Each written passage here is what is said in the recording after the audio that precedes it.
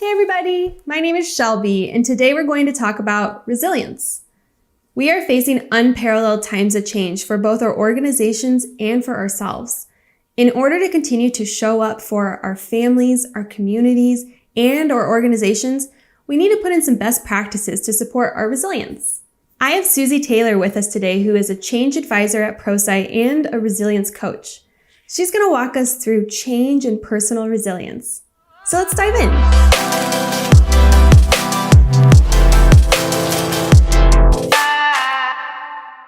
Change is one of the only constants in life, and now the whole world is experiencing the same large change and similar micro changes. What is personal resilience and why is it so important right now? So great question. Personal resilience really is how do we grow through challenging times, right? So it's not just how can we bounce back after a challenge, but really it's how do we use that opportunity to bounce forward? How do we use challenge as a way to grow, build new capacities, build our strength, our mental, emotional, physical strength, right? So it's really using challenge to become a stronger, better person. And so resilience really comes down to practices. It's not fixed. It's something we can all learn. It's something we can all do. And it's what are the practices that are going to help us get through that hard time and learn as much as we can from it on the other side. So Susie, what are some ways to keep yourself going as a human being right now? Yeah, well, it takes a little more work right now, right? We're more constrained right now, right? There's more stress, there's more uncertainty, more stress at work, more stress at home, things like that. So I think right now it really comes down to understanding what are the things that work for you to support your mental, emotional, and physical health, and then cultivating those practices. So practices are just those things that you do every day with intention that support you as a person. So a few things that can really help during this time. One is staying connected with the people you care about and who give you energy and can help you kind of through the day to day. Another one is being really intentional about recovery and how you balance the output with taking care of yourself. And then the other thing I think that's really important to keep in mind with resilience practices, especially in a time like this, is to adapt those practices along the way. Because as the world evolves pretty rapidly, what works for you one week may not necessarily work for you the next week. What would be some examples of staying connected professionally and personally right now? Yeah, so the connection thing is really interesting right now. When everyone kind of started going into quarantine or stay-at-home orders started to come out, I think there was just this flood of virtual connection opportunities, right? There were Zoom happy hours and coffee chats and lunches and games and all this great stuff, which I know for a lot of people, myself included, kind of helped ease us into the current normal around being a little more isolated from our people and from our colleagues and our friends. And so there was this huge onslaught of virtual connection, which was great. And now a couple months in, I know a lot of people are like, oh my gosh, I cannot handle one more Zoom happy hour, right? It's too much, I need a break. And so now I think it's really more about finding what works best for you, what's most energizing for you, and then being really intentional about getting that into your schedule for the week. So for some people, that's one-on-one connections. Other people do prefer the group connections. And so I think really using both in your professional and personal life, identifying what really does actually fill your cup, and then making sure that you are initiating that. And but I really think in your personal and professional life, it's about picking what works for you and finding the rhythm and the volume and the intensity of that is truly actually energizing and not draining for you. Absolutely. So what are some other ways that you can keep yourself going as a human right now? Yeah, so I think this really comes down to being able to take care of ourselves, and a big way that we can do that is being really intentional about how we recover. When this started and we were all staying at home more, what I saw was this very intense time of hustle, which is exactly what we needed, right? We were shifting to working from home and managing home situations, and our organizations needed to shift really rapidly. And, at the clients that I work with and at Prosci, we just saw this incredible lift of energy and people just hustling and doing whatever it took to shift in the ways that we needed to shift. And it was amazing to watch, and it's what really needed to happen. Now, as we are settling into this a little bit longer, we're not sure kind of how long we're going to be in this period. we have more of a need to take some time to recover and make sure that we can continue to sustain our energy going forward. So getting a little bit out of that sprint mentality, getting a little bit more back into a marathon mentality around this. And a big way that we can do that is recover. So this really comes down to the science of high performance, right? So if we're looking at people who perform at a super high level, whether that's, elite athletes or executives, people who really can sustain high levels of performance for a long amount of time recover.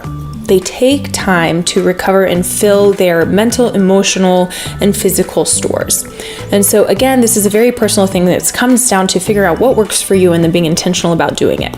Now, there are a few things that across the board work for most people. Things like getting sleep, drinking water, getting outside into nature, connecting with other people, practicing gratitude, right? Those are some things that tend to work for everyone. But for all of us, I think we need to figure out what are the things that we can do throughout our day, picking one or two things and then actually being really intentional about doing them throughout the day, not waiting, till the end of our day to just let loose and unwind, but really recovering in these little ways throughout the day to keep us going. Now, I'd also say that that's daily recovery, but also using evenings and weekends, or even if you are in a position to be able to take some time off, to take a day off, even just to kind of recharge. Recognizing that will go a long way in being able to sustain this high level of output and make sure that we are, have higher levels of well-being now, and that we're less likely to crash in the future because we haven't taken any time to recover or restore during this time. You talk about trying to find your own resilience practices.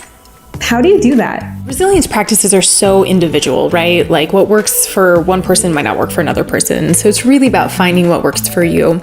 And an approach that I like to take is kind of a test and learn approach. It's very similar to what we would do with, say, like an agile development or design thinking, right? Where we prototype something, we see what works, we learn from that, and then we make a tweak, and then we prototype something else.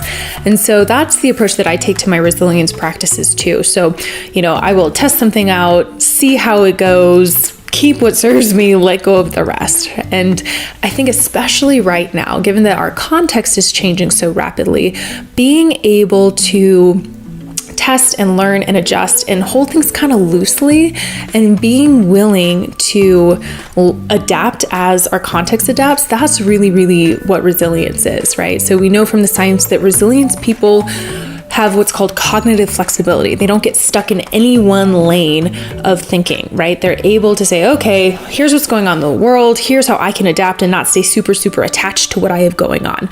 And how do I kind of meet the situation as it evolves? So being able to frame the success as the learning and the growth that we have as we build these practices, I think that helps us be more adaptable and more willing to shift and kind of take what works for us and also hold those a little bit loosely day to day. And that reminds me of progress over perfection, finding beauty in the progress, because ultimately then that ends up kind of like the perfection, because you are able to be so much happier because you're enjoying what it took to get there. Yeah, it's definitely progress over perfection. I gave this example in the blog. I had one week where I decided that I was going to go to bed every night at 10 p.m. I was, just really committed to my sleep that week. And then some stuff came up, and honestly, I ended up needing to, work a little later and kind of shift my schedule around, and I wasn't getting to bed every night at 10 p.m. And so I can tend to get really attached to things and be like, that was my plan, I'm failing because I'm not sticking to the plan. And so that week I was like, okay, the 10 p.m. thing isn't happening, right? So instead, I'm going to up my water intake, and I'm going to make sure I get a walk in the sun every day. And I'm going to kind of shift how I support myself in that resilience. And so it was totally progress over perfection to say, okay, my plan didn't exactly work out, but that doesn't mean that I'm just the whole week's a wash. It just means that I need to adapt and say, okay, given my current context, given my current work week, here are the ways I can still support myself and not beat myself up or expend any energy on being upset that my original plan didn't really work out, because that just didn't serve me. It wasn't a good use of my time and energy.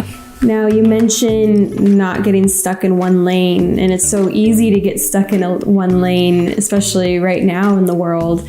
But is it ever okay to kind of let yourself get stuck in the lane and give you time to kind of let it ride out a little bit before pivoting? Yeah, absolutely. No, that's a really, really great point and a good call out too, that I think the flexibility that we need right now is especially important because of how quickly our context is changing. But to your point, habits are essential, right? If we didn't have habits, we wouldn't be able to get out the door in the morning. And when we have to put a lot of brain power to our resilience or our well-being practices, they take more energy from us. And so once we can make things habits, we can actually then, do them. They can support us, but with less brain power. So, things like my morning routine, right, is something that supports me absolutely every day. I've been doing it for years, and it's not something I have to spend a lot of time or dedicate a lot of energy to because it's kind of on repeat every day. But I have adapted it as I've gone. I have kind of evaluated it every, few months to say, okay, do I want to add anything or take anything away? So I think it's this great balance of saying, okay, what are things that we can habitualize and then they don't, take very much energy from us, but also holding things loosely and realizing that our habits or the things that we do regularly might need to shift a little bit right now, given that our context is changing quite a bit. So is there anything else you want to share about resilience? Any closing remarks that you want to share with people that they can take into their next week of their personal and professional lives? Yeah. So I think honestly, also just normalizing the struggle around this. I think right now, most of us are struggling, right? This is a tough time. It's an unprecedented time. There's tons of uncertainty and fear. And so it's okay to not feel resilient and like you're bouncing and growing all the time right now.